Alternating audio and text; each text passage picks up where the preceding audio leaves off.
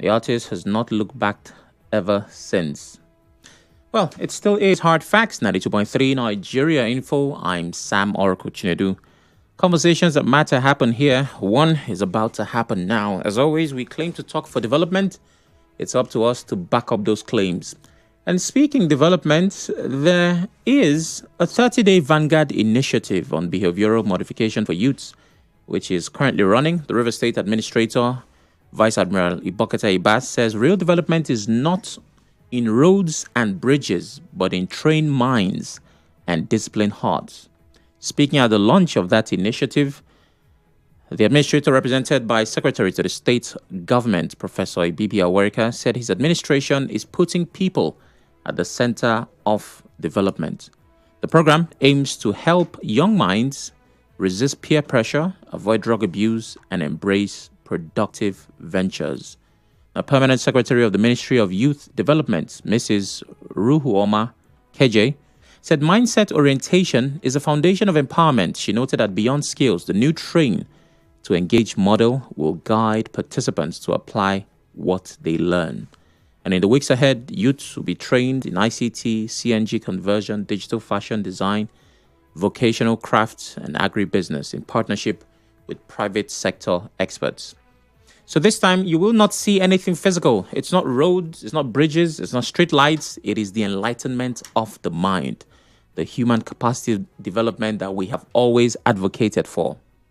And it is captured in an initiative called the 30-Day Vanguard Initiative on Behavioral Modification for Youth. Now, that's a mouthful. Usually when something is too long, I have a problem just following through. But that's what it is. So working on the minds of the young people in River State. Is this a good initiative? Yes, it is. Does it have its problems? I'm certain it does. But in the business of development, where does this lie in the grand scheme of things? My guest is a legal practitioner, Comrade Chetam, Thierry, Nwala, Esquire. He's a lawyer, an activist, a Pan-Africanist. But for the purpose of this conversation, an analyst. Good day, Barrister Nwala. Thank you for joining us. Good evening, and thank you for having me. How you doing? We're alive, we're well, and we're actually experiencing the Tinubu's administration. What do you mean experiencing? Well, you say that like it's a good thing or a bad thing. I'm not quite sure from your facial expression. It's not actually a good thing, but it's something we are going through. Okay, we're going through. Yes. Okay, so you're surviving it. We're surviving it, basically. Okay, I say you because I'm personalizing it, because I'm sure there's someone who would say, no, I'm not surviving Tinubu's administration. I'm actually enjoying it. But for you, it's surviving. Well, for me, it's survival, and for most Nigerians, I can also tell you it's also survival. Okay. So let's talk about this particular survival that hopefully should bring about something good in River State. The administrator said that development is not just roads and bridges, but trained minds. Before we get into the intricacies of this, what's your take on this 30-day initiative? First of all, I've been a major advocate of character reformation, generally. Okay. You know, I've always had this opinion that Nigerians, we have bad character. And, okay. Yes, I must say that clearly. And part of the problems we are facing right now as a nation, it's our individual bad character that we have now brought into the society. That's why we now have a collective bad character in our society. And some of these things we're seeing generally. Most of our leaders, every day we complain about our leaders. But you ask yourself questions, what happens to you as an individual in that your little space? How have you been able to comport yourself and to carry yourself as a person? So this also goes down to even the youth empowerment programs that we all see every day, we see everywhere. So the youth empowerment programs, you see, you know, we do a lot of jamboree in this part of the world and gather people together. We just say all the things we say, lay all the claims we lay, and we're done. We now say, oh, we have done an empowerment. But actually, at the end of the day, we don't see the result of this particular empowerment. Okay. That's why when we talk about when the Ministry of Youth decided to come up with this behavioral modification program, trust me, I think it's one of the best things that is actually happening right now, because honestly, you don't just wake up in the morning because somebody is not skilled in a particular area or is not empowered in a particular area. You give him huge sums of monies and all that. The person will first of all solve his hunger problem. Okay. So first of all, setting the person's mindset to accepting and to receiving the training that is coming, or the skill acquisition that is actually coming, it's a very important step.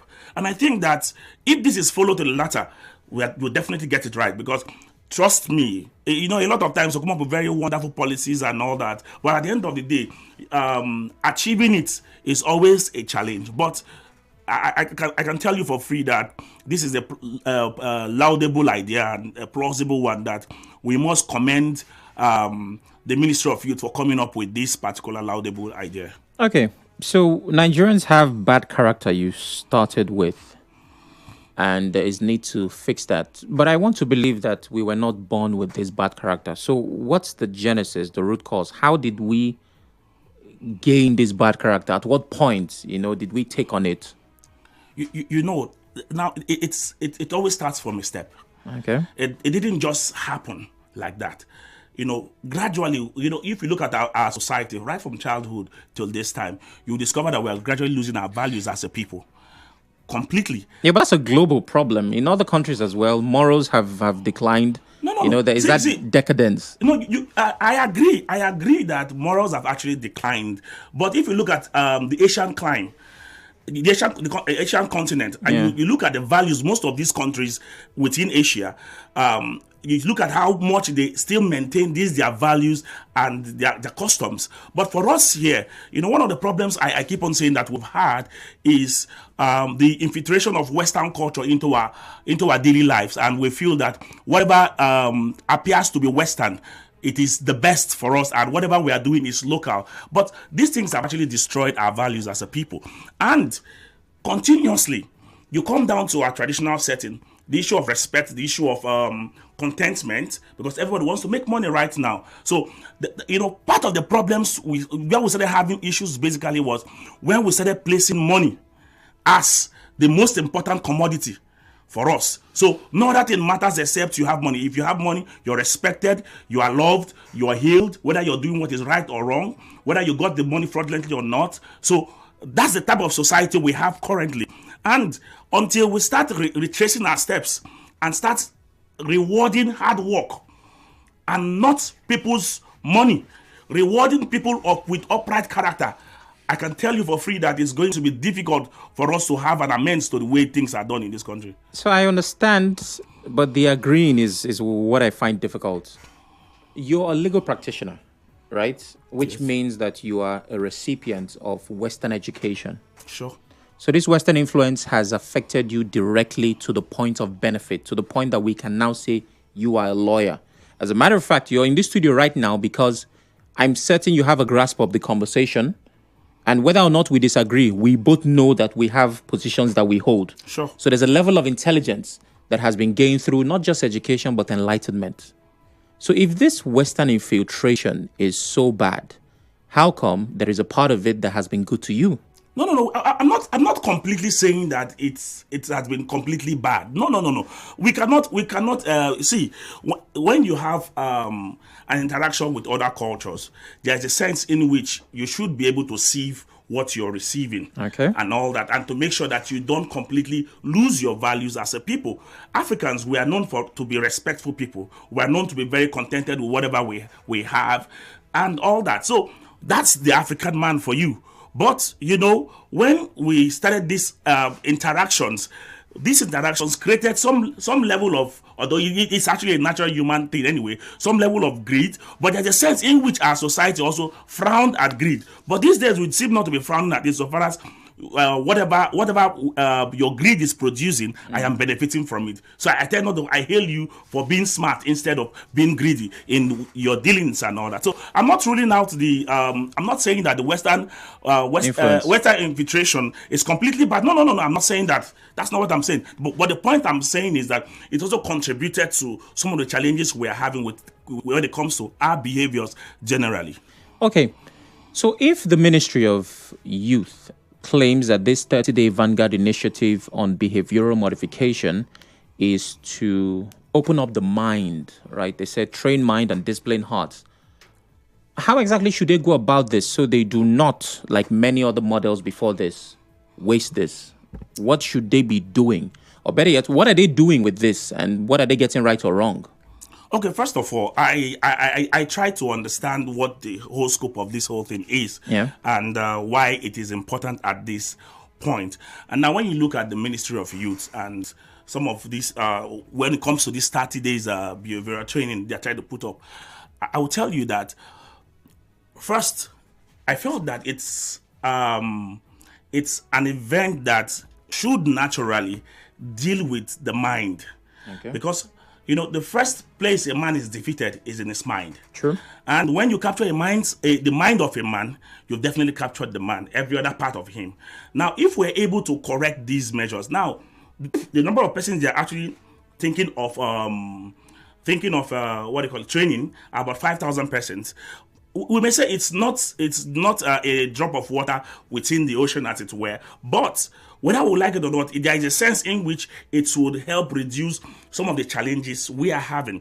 And if the ministry is taking these steps, I'm very excited and very optimistic about this particular training. Very, very excited about it, because I think it is not even just the youth that needs it. If there's a way we can do it for the entirety of Nigerians and Rivers people, trust me, I'll be so excited about it, because we are too drawn to politics that we now see everything from the side, from the line of politics, and we so depend so much on politics that when it comes to developing our minds and to also thinking properly, we are always thinking from the angle of our political sentiments or tribal sentiments, as it were. So we need that particular shift.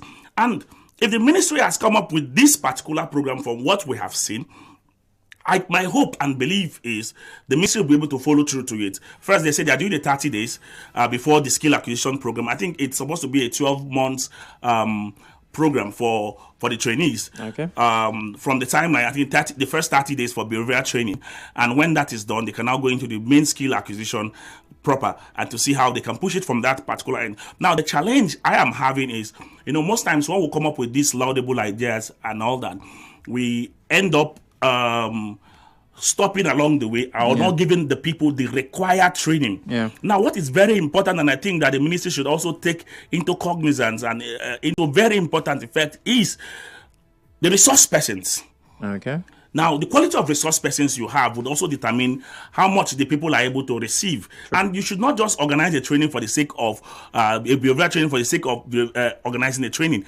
We should have a situation where you're making sure that the people who are your recipients are actually getting or the aim for which you're putting that up, you're achieving it. And because if at the end of the day I spend 30 days in a particular training and I come back being the same, then there was no impact. It was just a total waste of government money, as it were. So if this is going to happen, let us make sure that the resource persons have to be top-notch to give out what is desired and to make sure that the aim, the desired goal for this is also achieved. Now, beyond this training, we should also have to continue a mentorship section. Which I think the ministry has also captured into this, because you can't just train people and let them go. Now, very importantly, one of the problems we have continued to have as a people is the issue of mentorship. We have the years when we had people mentor people are gone right now. So these days, people no longer stay under anybody to learn a particular trade or to actually learn a particular character. We no longer have mentors, because even the mentors these days actually need mentors. So that's part of the challenges we're having. So we are hoping that those who will serve as mentors after the training would be people of reputable character and people of proven character, because you can't train me on character and behavioral after 30 days, then at the end of the day you place me under a mentor whose character and behaviors I cannot even emulate. So it becomes a problem. Double jeopardy at that. Okay, so we have a break that needs to happen now. In line with me behaving well, I'm supposed to take this break so that my character is not questionable. After that, of course, we keep conversing, in particular about the political perspective to this initiative. Please stay with us.